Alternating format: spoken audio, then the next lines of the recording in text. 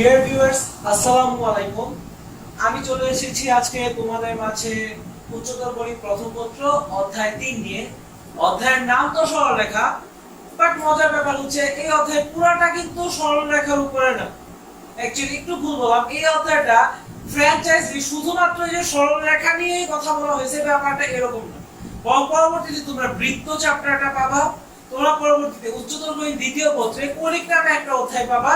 এর বাইরেও বিভিন্ন রকমের ফাংশনের চ্যাপ্টারের কিছু ব্যাপার আছে, তারপর তোমার যোগজীকরণ অন্তরীকরণের ব্যাপার আছে। অর্থাৎ মোট কথা তোমার অনেকগুলো টপিক আছে যেখানে আমরা স্থানাঙ্ক জ্যামিতিটা ইউজ করি। তার অনেকগুলো বিষয়ের পুরো বেসিকটা আমাদের এই চ্যাপ্টারের প্রথম অংশটুকুর মাঝে দেওয়া হয়েছে। তার জন্য এই চ্যাপ্টারটাকে আমরা মোটা দাগে তিনটা ভাগে ভাগ করতে পারি, যেখানে পার্ট 1 এ আমাদের আসবে প্রথম তিনটা অংশ। এই চ্যাপ্টারে প্রথম যেটা আছে সেটাতে আমরা পাবো হচ্ছে স্থানাঙ্ক ও বিন্দুর ধারণা। দ্বিতীয় যে অংশটা আছে সেটার মাঝে পাবো হচ্ছে একাধিক বিন্দুর মধ্যে দূরত্ব এবং এই রিলেটেড কিছু অনুপাত রিলেটেড ব্যাপার-স্যাপার। 3 নাম্বার যেটা আছে সেটাতে আমরা পাবো হচ্ছে ক্ষেত্রফল রিলেটেড ধারণা। কিছু ত্রিভুজের ক্ষেত্রফল থাকবে, তার সাথে আমরা বহুভুজের ক্ষেত্রফল নিয়েও হালকা পাতলা কথাবার্তা বলবো। তারপর আমাদের পার্ট 2 তে আমাদের একটাই অধ্যায়, যেটা হচ্ছে আমাদের সঞ্চারপথ বা ফোকাস। কথা হচ্ছে যে ভাইয়া এই ফোকাস বলছি, যেটা হচ্ছে লোকাস, আই এম সরি। তো আমাদের যেটা হচ্ছে সঞ্চারপথ বা লোকাস, তো কথা হচ্ছে যে ভাইয়া এই লোকাস জিনিসটা কি, লোকাস নিয়ে আমি যখন পড়াবো এই জিনিসটা তখন হচ্ছে বিস্তারিত আলোচনা করবো। আপাতত যে আমাদের বৃত্ত, তারপরে কণিকের মাঝে তোমরা উপবৃত্ত, পরাবৃত্ত, অধিবৃত্ত এরকম বহু জিনিসপাতি পাবা। হ্যাঁ, তারপর ধরো সাইন ওয়েভ যেটা আছে এই টাইপের জিনিস, তারপর সরলরেখা, এই যতগুলো জিনিস আছে এগুলো সবগুলো হচ্ছে একটা সঞ্চারপথের উদাহরণ। ঠিক আছে? তারপর যখন আমরা চ্যাপ্টারটা যাব তখন হচ্ছে এটা নিয়ে আরো আমরা বিস্তারিত কথা বলবো। এরপর পার্ট 3 যেটা আছে, এই পার্ট 3টাই হচ্ছে মূলত আমার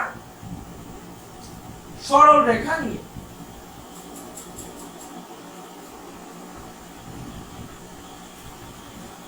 তাহলে আমরা স্টেপ বাই স্টেপ এই ধাপগুলো আমরা শেষ করব। চ্যাপ্টারটা বড় হওয়ার কারণে অনেকেই আছে যারা খুবই বেশি ভয় পায়, চ্যাপ্টার দেখলেই জ্বর আসে যে ভাইয়া কেমনে শুরু করব, কেমনে শেষ করব, এগুলা ভেবে কুল পায় না। তো আমি তো আছি, পুরো লেকচার জুড়ে আমি থাকছি তোমাদের সাথে। Farm with ditto বিএবি 18 BUET.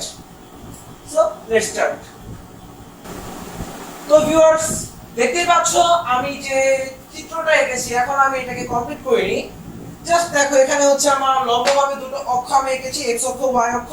কিভাবে আঁকতে হয় এগুলো আই থিংক তোমরা ক্লাস 8 9 10 এ শিখে এসেছো। এগুলো নিয়ে তো আমার কিছু বলার নাই খুব একটা। তাহলে দেখো, আমার এখানে মূলত দুইটা ডাইমেনশনকে আমি ইউজ করতেছি, সেজন্য আমার একটা বিন্দু পরিচয় দেওয়ার জন্য আমাকে দুইটা মান ইউজ করতে হবে। তো এই ধরনের স্থানাঙ্ক ব্যবস্থাকে আমরা বলে থাকি নরমালি দ্বিমাত্রিক স্থানাঙ্ক ব্যবস্থা। এখন তোমরা যেটা করে আসছো সেটার বাইরেও আরো একটা মেথড আছে। তোমরা অ্যাকচুয়ালি এক্স ওয়াই পরিমাপ করতে, আমি এই কথাটায় আসবো। জাস্ট তোমরা যেটা করে আসছো সেখান থেকে আমি হালকা একটু রিক্যাপ করি। প্রবাবলি তোমাদের মনে আছে, ধরো এই বরাবর আমি গেলাম হচ্ছে 4 ঘর, তারপর এই বরাবর ধরো আমি গেলাম হচ্ছে 3 ঘর। তখন এই জিনিসটাকে আমি কি বলি, এক্স অক্ষ বরাবর 4 ঘর ছিল না, আমরা এখানে বসাতাম হচ্ছে 4, আর এই জায়গাটা আমরা বসাতাম হচ্ছে 3, রাইট? তাহলে এই জিনিসটাকে তখন আমরা কি বলতে পারি, 4 3 বিন্দু। আবার চাইলে বিন্দুটা তোমরা একটা নামও দিতে পারো। ধরে নাও এই বিন্দুটার নাম আমি দিয়ে দিচ্ছি হচ্ছে P। তাহলে এটাকে আমরা বলতে পারি হচ্ছে P4 বিন্দু। এখন কথা হচ্ছে P কে 4 এর কি বলা হয় এবং 4 কে P এর কি বলা হয়, এই দুটো কথার মাঝে অনেকে অনেক রকম প্যাচ লাগায়। তো সেটা আমি বলে দিচ্ছি। আমরা বলবো P বিন্দুর স্থানাঙ্ক, আচ্ছা এই স্থানাঙ্ক কথাটা একটু মার্ক করে দিচ্ছি।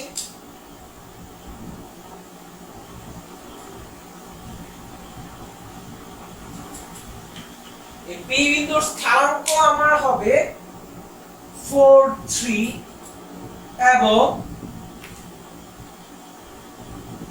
4 3 বিন্দুর কি স্থানাঙ্ক কি না, অ্যাকচুয়ালি 4 3 বিন্দুর কি P, এই কথাটা যদি বলতে হয় তাহলে ব্যাপারটাকে আমি চলো এভাবে বুঝাই যে যদি আমার কেউ বলে যে P এর ছেলে হচ্ছে Q, তাহলে Q এর ছেলেও কি P হবে নাকি Q এর বাপ হবে P? অবশ্যই বাপ হবে কথাটা, তাই না? তাহলে আমাকে নিশ্চয়ই অন্য একটা ওয়ার্ড এখানে ইউজ করতে হবে, সেই ওয়ার্ডটা হচ্ছে আমাদের লেখবিন্দু।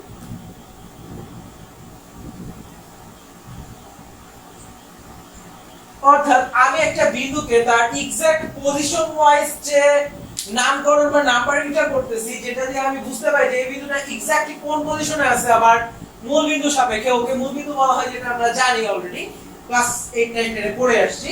তখন যে পজিশনটা আছে সেই পজিশনাল ভ্যালু যেটা আছে সেটাকে আমরা বলবো হচ্ছে স্থানাঙ্ক বা কোঅর্ডিনেট। আর ওই যে নামটা আছে যেটা আমরা দিচ্ছি ওইটাকে, সেই নামটাকে আমরা বলবো হচ্ছে লেখবিন্দু, রাইট? তাহলে এই জিনিসটা একটু মনে রাখার চেষ্টা করবা। এখান থেকে আমরা 4 ঘর নিচ্ছি, এখান থেকে 3 ঘর নিচ্ছি, দ্যাট মিন্স 4 3 হচ্ছে এটা আমার পজিশনাল পরিচয়। তার জন্য এইটাকে আমরা বলছি হচ্ছে স্থানাঙ্ক, এবং আমাদের এই 4 3 বিন্দু যে নামটা আছে পি, এই পিটা হচ্ছে 4 3 এর লেখবিন্দু। তো ভিউয়ার্স, এখন আমরা একটা গুপ্তধনের দিকে ফোকাস করব। গুপ্তধন বলতে আসলে খুব বড় কোনো বাক্স নয়, খুবই ছোট সাইজের একটা ডায়মন্ড আছে। এখন ডায়মন্ডের পজিশনটা ধরো আমাদের বাপদাদা আমলের কোন এক দাদু জানতো, তিনি তার নাতিদেরকে বলে যাবে যে ডায়মন্ডটা আমার কোন জায়গায় আছে। এখন তার জন্য সেই টার্গেট পয়েন্টটা হচ্ছে এই যে গাছটা আছে না, এই গাছের গুড়িটা। তার নাতিদেরকে তিনি বলে যে তোমরা এই গাছের গুড়ির কাছে চলে যাও এবং মাটি খোঁড়ো, ঠিক আছে? এখন ধরো মাটি খোঁড়ার জন্য তিনি তাদেরকে বললেন যে তুমি ফর এক্সাম্পল ধরো আমার পরিমাপগুলো আমি বলে দিচ্ছি। ধরো এইটুকু হচ্ছে আমার ধরো 7 ফিট, এইটুকু ধরো আমার 50 ফিট, এ বরাবর একটা ডিসটেন্স আছে, এ বরাবর আমার একটা অ্যাঙ্গেল আছে, হ্যাঁ? আচ্ছা, তো ধরো তিনি তার নাতিদেরকে বললেন যে তোমরা ওই গাছের গোড়ায় যাও। 50 ফিট বলতে তো অ্যাকচুয়ালি মোটামুটি কাছাকাছি বলা যায়। তিনি বললেন যে তার নাতিদেরকে তুমি ওই বা তোমরা ওই গাছের কাছে যাও এবং মাটিটা 7 ফিট পর্যন্ত গভীরে খোঁড়ো, আশেপাশে কোথাও পাবে। এখন যদি একটা বড় বাক্স টাক্স জাতীয় কিছু হইতো তাহলে না হয় বোঝা যেত যে না আশপাশে আছে, টকটক করে বাইরে লাগতেছে। এটা তো ছোট্ট একটা ডায়মন্ড জাস্ট, তাই না? ছোট্ট একটা ডায়মন্ড, এটা কোথায় খুঁজবো এখন? 7 ফিট গভীর বলতে কি আশপাশে আছে মানে কি আশপাশে কতটুকু জায়গা? তখন কি সে 7 ফিট রেডিয়াস, অ্যাকচুয়ালি এটা তো একটা গাছ। ধরে নাও যে এই লাইনের উপরে কোথাও আছে, তারপরেও কি আমাকে পুরো 7 ফিট গভীর পর্যন্ত আর সবটুকু জায়গায় ঘুরতে হবে না আশপাশে, কারণ কতটুকু দূরত্বে আছে সেটা তো আমি জানি না। আবার ধরো তিনি তার নাতিকে বলে দিলেন যে না এদিক থেকে 50 ফিট দূরত্বে যাও, তখন পাবা। তখন কি ছোট একটা ডায়মন্ড 50 ফিট এক্স্যাক্টলি ধরো নাতি ভাবতে পারলো না, তখন কি একটুও মিস হয়ে যাইতেই পারে। তখন সে কি করবে? ইচ্ছা মতো গভীরে ঘুরতে থাকবে না, মানে এইটুকু হবে কত গভীর পর্যন্ত তার ঘুরতে হবে সে তো সেটা জানে না। তাহলে একটা পরিমাণ দিয়ে আমার হচ্ছে না, আমার তখন এক্স্যাক্টলি দুইটা পরিমাণ লাগতেছে। এই দুইটা পরিমাণ যখন আমি দিয়ে দিব তখন নাতি চাইলে কি করতে পারবে? এদিকে 50 ফিট এদিকে 7 ফিট গেছে, যদি একটু হিসাবে কম নিলে তখন সে কি একটু না হয় বেশি এরিয়া খুলে ফেলতো, ধরে এতটুকু ঘুরছে, তখন তো সে কোনো না কোনো ভাবে ডায়মন্ডটা মাস পাবে, তাই না? তো এইটা হচ্ছে আমাদের আরেকটা এতক্ষণ যে স্থানাঙ্ক ব্যবস্থার কথা বলতেছি সেটা, অর্থাৎ এক্স ওয়াই মানে যে বরাবর যাব তার সাথে লম্বভাবে অন্য স্থানাঙ্ক বা পজিশনটা আমরা মেজার করব। এখন চাইলে এই জিনিসটা তো আরেকভাবেও নাতিটা মেজার করতে পারতো, বা দাদু তার নাতিকে বলতে পারতো। কিভাবে? বলে দিত যে গাছের গোড়া থেকে এক্স্যাক্টলি ডায়মন্ডটা আমার সার্টেন একটা দূরত্বে আছে। দূরত্বটা অ্যাকচুয়ালি আমার কত হবে? এখানে আমার হবে হচ্ছে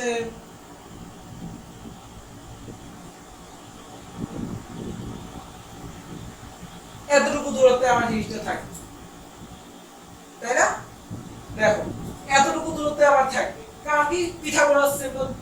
তো দেখো নাতিকে ধরো বলে দিলেন যে তোমার এই ডায়মন্ডটা গাছের গোড়া থেকে এক্স্যাক্টলি রুট 50 ফিট দূরত্বে আছে, কিন্তু তিনি বলে দিলেন না যে এক্স্যাক্টলি আমার কোন অ্যাঙ্গেলে আছে। তো তখন নাতি কি করবে? এইটুকু দূরত্ব বরাবর পুরা যে এই জায়গাটা আছে এতটুকু ঘুরবে? সম্ভব না। কিন্তু দাদু যদি বলে দেন এক্স্যাক্টলি আমার এত অ্যাঙ্গেলে আছে এবং এত দূরত্বে আছে, তখন কিন্তু নাতি চাইলে সেই ডায়মন্ডটা ইজিলি খুঁজে বের করে ফেলতে পারে, তাই না? অর্থাৎ আমরা বুঝতে পারছি যে শুধুমাত্র আমার লম্বভাবে দুইটা দূরত্ব গিয়েই আমাকে পজিশনটা বলতে হবে এমন কোনো কথা নেই। আমি চাইলে একটা অ্যাঙ্গেল এবং একটা দূরত্বের মাধ্যমে কোন একটা জিনিসের এক্সাক্ট পজিশনটা দ্বিমাত্রিক স্থানাঙ্ক ব্যবস্থার ক্ষেত্রে বের করে ফেলতে পারি, বা কন্ডিশন হচ্ছে আমাকে দুইটা জিনিসই প্রোভাইড করতে হবে, একটা দূরত্ব এবং একটা অ্যাঙ্গেল। তো এই দুইটা জিনিসকেই আমাদের আর এবং থিটা বলা হয়। তো আর এবং থিটাটা কি এই চিত্রে আমি দেখিয়ে দিচ্ছি। আমার এই মূল বিন্দু থেকে এই পর্যন্ত ডাইরেক্টলি যদি আমি দূরত্বটা দেখাই, এই দূরত্বটাকে আমরা দিই হচ্ছে আর, এবং এই যে অ্যাঙ্গেলটা আমার আসবে x অক্ষের সাথে অ্যান্টি ক্লকওয়াইজ কোণ, ধনাত্মক x অক্ষ, ধনাত্মক x অক্ষ মানে OX রশ্মির সাথে মানে অ্যান্টি ক্লকওয়াইজ যে অ্যাঙ্গেলটা আসছে সেটাকে আমরা বলি হচ্ছে থিটা। কথা হচ্ছে ভাই x y r থিটা এগুলো কি কোনো নাম না? অবশ্যই আছে না।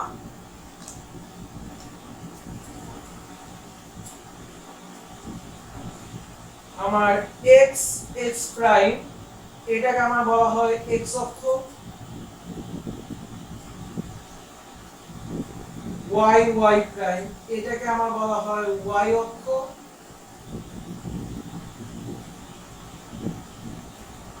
ও কে আমরা বলা হয় মূল বিন্দু, এটার ইংরেজি নাম হচ্ছে অরিজিন বা পোল বলা হয়। পোল কখন বলা হয় সেটা আমরা একটু পরে আসছি। তারপর আমাদের জানা লাগবে x y r থিটা এদের নাম কি। x কে আবার বলা হয় ভুজ, y কে বলা হয় কোটি,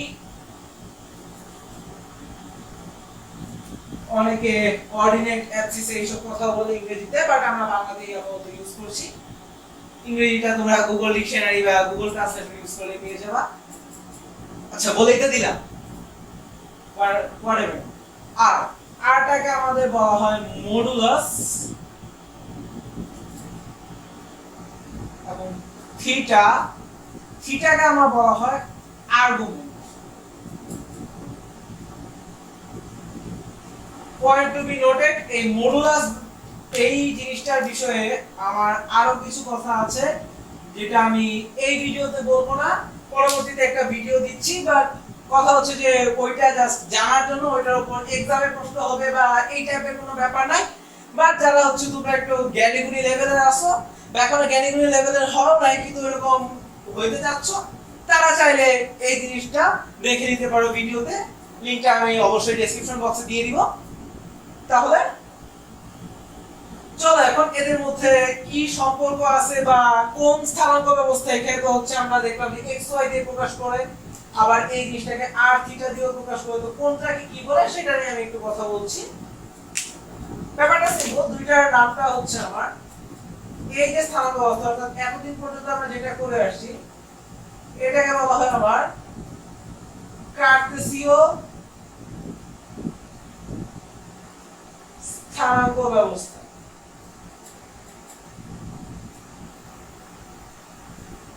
এবং এটা হচ্ছে আমার রেনে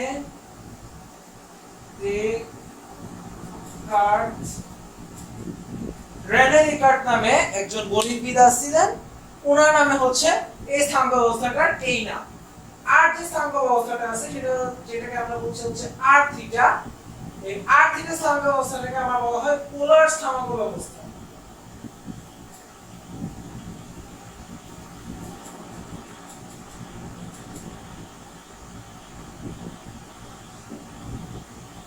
ঠিক আছে, এবং এই ক্ষেত্রে আমার যে অরিজিন বা মূল বিন্দু আছে, এই পোলার স্থানাঙ্ক ব্যবস্থার ক্ষেত্রে এই মূল বিন্দুটাকে পোল বলা হয়।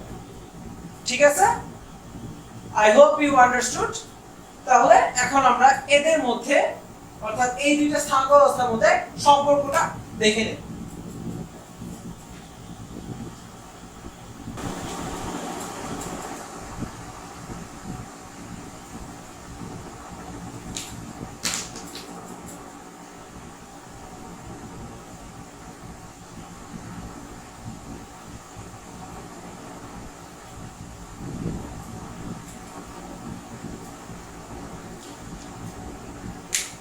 ভিউয়ার্স দেখতেই পাচ্ছ আমরা আমাদের ফিগারটা একপাশে ছোট করে ড্র করে ফেলেছি এবং আমরা এখন এই দুইটা স্থানাঙ্ক ব্যবস্থার মাঝে সম্পর্ক স্থাপন করার চেষ্টা করব। তো ভিউয়ার্স আমরা প্রথমে যেটা করছি সেটা হচ্ছে পোলার স্থানাঙ্ক ব্যবস্থা থেকে কার্টেসিয়ান স্থানাঙ্ক ব্যবস্থায় রূপান্তর। দেখো পোলার স্থানাঙ্ক ব্যবস্থা আমার কোনটা, xy নাকি r theta? Definitely r theta স্থানাঙ্ক ব্যবস্থা। অর্থাৎ আমাকে যদি কখনো পোলার স্থানাঙ্ক ব্যবস্থা থেকে কার্টেসিয়ান স্থানাঙ্ক ব্যবস্থায় রূপান্তর করতে বলা হয়, দ্যাট টাইম কিন্তু আমার হাতে কোন রকম x আর y নাই, আমার কাছে কিন্তু r এবং থিটা আছে। অর্থাৎ আমাকে x যদি বের করতে হয় সেটাও আমাকে r এবং থিটাকে ব্যবহার করেই বের করতে হবে, যদি আমাকে y বের করতে হয় সেটাও আমাকে x সরি আর এবং থিটা এই দুটোকে ব্যবহার করেই করতে হবে। আমি কিন্তু কখনোই y এবং থিটা ব্যবহার করে x এর মান প্রকাশ করব এই ব্যাপারটা করা যাবে না, কিংবা y এবং r ব্যবহার করে x এর মান করব এটাও আমি করতে পারবো না। ঠিক আছে, অর্থাৎ আমাকে যে সব ম্যাটেরিয়াল দেওয়া হয়েছে আমাকে সেগুলো ব্যবহার করে জিনিসটাকে প্রোডিউস করতে হবে, বা আমাকে সূত্র বা ফর্মুলা বা ইকুয়েশন যাই বল সেটা আনতে হবে। তাহলে আমরা যদি বলতে চাই এখন x ইকুয়ালস, তাহলে আমরা কি বলতে পারি, পিথাগোরাস যদি আমি মারতে চাই r আছে x আছে y আছে, পিথাগোরাস দিয়ে সুন্দর মতো এটা বের করে ফেলা যায়। কিন্তু আমাদের ঝামেলা হচ্ছে আমার তো y এর মানটা জানা নেই, আমার কাছে r এবং থিটা এর মান দেওয়া আছে, অর্থাৎ x আর থিটা এই দুইটার মাঝে আমাকে সম্পর্ক স্থাপন করতে হবে। যেহেতু আমি আগে একবার বলে দিয়েছি যে আমার কার্টেসিয়ান স্থানাঙ্ক ব্যবস্থার মূল ভিত্তিটাই হচ্ছে এখানে আমার সবটুকু জিনিস 90 ডিগ্রিতে ক্যালকুলেশন হয় x এবং y এর মানগুলো পরস্পর, তার জন্য আমাকে এখানে বলাই চাই যে এই ত্রিভুজটা আমার একটা সমকোণী ত্রিভুজ। যেহেতু এটা সমকোণী ত্রিভুজ তাহলে দেখো আমার x হচ্ছে ভূমি, যেহেতু এটা আমার কোণের সাথে বাহু, আর r টা আমার বৃহত্তম বাহু বা সমকোণের বিপরীত বাহু, দ্যাটস ওয়াই অতিভুজ। ভূমি, অতিভুজ এবং কোণ এদের মধ্যে অবশ্যই আমরা জানি 19 এ পড়ে আসি cos সম্পর্কটা স্থাপিত হয়। সেখান থেকে আমি দিতে পারি x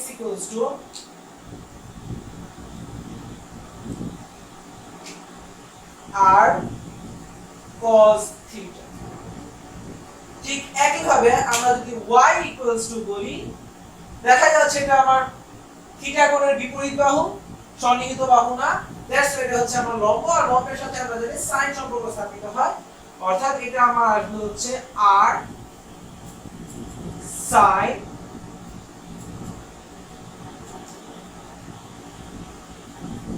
থিটা। বাস হয়ে গেল আমার পোলার থেকে কার্টেসিয়ান ব্যবস্থায় রূপান্তর। অর্থাৎ এখন তোমাকে যদি r এবং থিটার মান দেওয়া হয়, r বসাবা থিটা বসাবা ডাইরেক্ট x চলে আসবে, r বসাবা থিটা বসাবা ডাইরেক্ট y চলে আসবে। সিমিলারলি আমরা যদি কার্টেসিয়ান থেকে পোলার করতে যাই, দ্যাট মিন্স আমরা যখন r টা নির্ণয় করব, এখন কিন্তু আমি থিটার মানটা জানি না, থিটার মান আমার অজানা, আমার এখন x এবং y ব্যবহার করে r কে নির্ণয় করতে হবে। তাহলে r x y অবশ্যই আমি এখানে পিথাগোরাসকে অ্যাপ্লাই করব।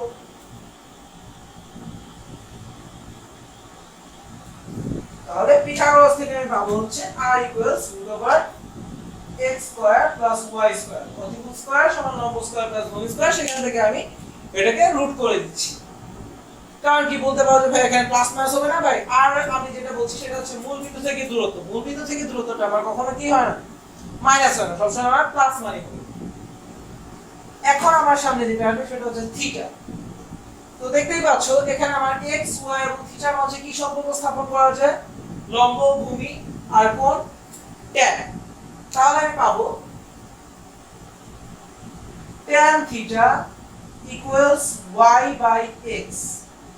কথা হচ্ছে ভাইয়া আপনার যে স্থানান্তর ব্যবস্থা দিয়েছেন সেখানে তো আপনি r থিটা দিয়েছেন, আর tan থিটা তো দেন নাই, রাইট? তার মানে হচ্ছে আমাকে থিটা বের করতে হবে। অনেকে ভাবতে পারে যে ভাইয়া থিটা তাহলে কি tan inverse y by x দিলে হয় না? আচ্ছা, এটা যদি বলতে চাও তাহলে চলো তোমাদেরকে আমি একটা কাজ দিচ্ছি। তোমরা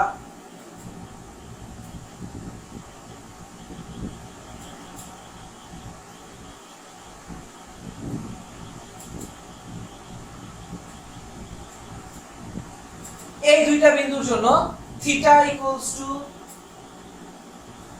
tan inverse y by x এই জিনিসটা ক্যালকুলেটরে করে দেখো কি আসে। এবং যদি তোমরা করো তখন মজার ব্যাপার হচ্ছে তোমরা দেখবা দুইটার মানে তোমার একই উত্তর আসছে, কিন্তু তুমি চিন্তা করো তাহলে মানে কি দুইটা বিন্দুর জন্য r টা আমার অবশ্যই সেম হবে। যদি ক্যালকুলেশন করো তাহলে বুঝতে পারবা r টা আমার সেম আসবে। নাইস। তো r এবং থিটা দুই সেম হয়, তার মানে কি কার্টেসীয় স্থানাঙ্ক দুইটা আলাদা কিন্তু পোলার স্থানাঙ্ক কি সেম? এটা তো হইতে পারে না, কারণ বিন্দু দুইটা তো অবশ্যই আলাদা। তার মানে কি প্রত্যেকটা সিস্টেমের স্থানাঙ্ক আলাদা হইতে হবে, রাইট? এবং আমরা যেটা জানি যে থিটা কোণটা আমার কি x অক্ষের ধনাত্মক দিকের সাথে অ্যান্টি ক্লকওয়াইজ কোণ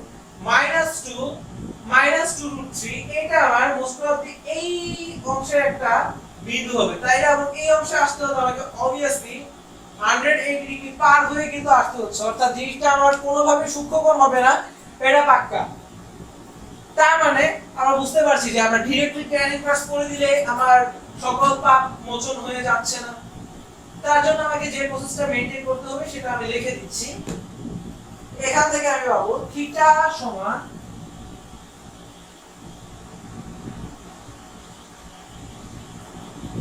tan ইনভার্স পরম মান y বাই x, অর্থাৎ আমরা চিহ্ন ইগনোর করব, আমাদের প্লাস প্লাস যায় আসুক কেন, আমরা চিহ্নগুলো নিয়ে কোনো কথা বলবো না। Pi minus tan inverse y by x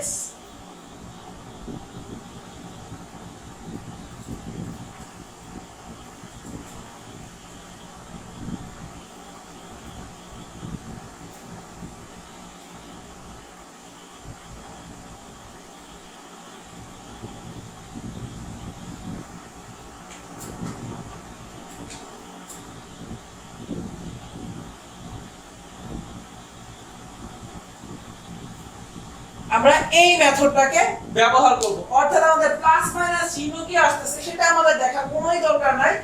আমরা y বাই x এর পরম মানটা নিয়ে কাজ করব এবং শুধুমাত্র সূক্ষ্মকোণটা বের করব, কারণ আমরা জানি প্লাস প্লাস নিয়ে করলে শুধু সূক্ষ্মকোণটাই বের হয়।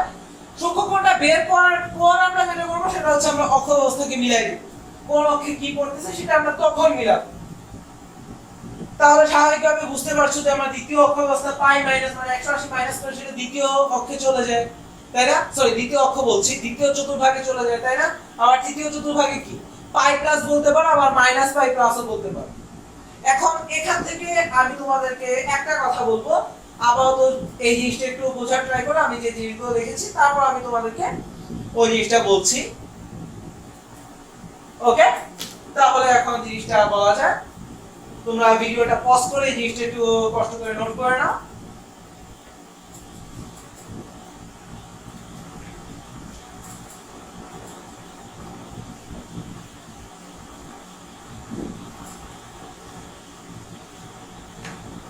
প্রথমত আমি পাই প্লাস না দিয়ে কেন মাইনাস পাই প্লাস tan ইনভার্স দিলাম সেটার কথা পরে আসি। আপাতত আমি এই জিনিসটা বলবো যে দেখো আমরা দ্বিতীয় কোঅর্ডিনেটে কিন্তু pi minus tan inverse y by x কে ব্যবহার করছি, কিন্তু কেন আমার 180 ডিগ্রি মাইনাস করে কেন আসতে হলো? আমি তো 90 ডিগ্রি প্লাস করে দ্বিতীয় কোঅর্ডিনেটে যেতে পারতাম।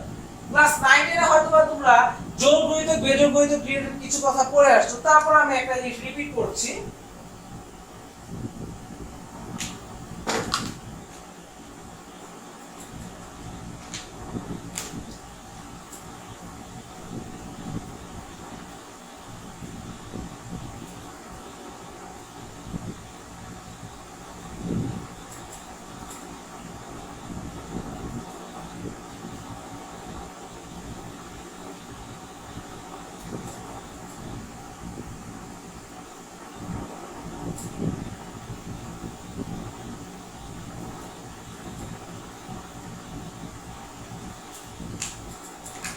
দেখো আমার যদি কোনো সময় আমি তখন স্থান ব্যবস্থা নিয়ে অত বেশি ঘাটাঘাটি করি নাই, অত আমাদের ছিল না, তাই আমরা জোর বিজোড় নিয়ে কত রকম কাহিনী করছি। কিন্তু এখন যখন আমাদের পুরো চ্যাপ্টারের স্থানাঙ্ক ব্যবস্থার উপরে ডিপেন্ডেন্ট, তাই আমরা পুরো ব্যাপারটাকে অন্যভাবে দেখার চেষ্টা করব। আমরা বলবো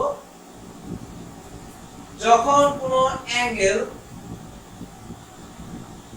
x অক্ষের সাপেক্ষে ঘুরবে তখন ত্রিকোণমিতিক অনুপাত সেম থাকবে, আর যখন জিনিসটা আমার y অক্ষের সাপেক্ষে ঘুরবে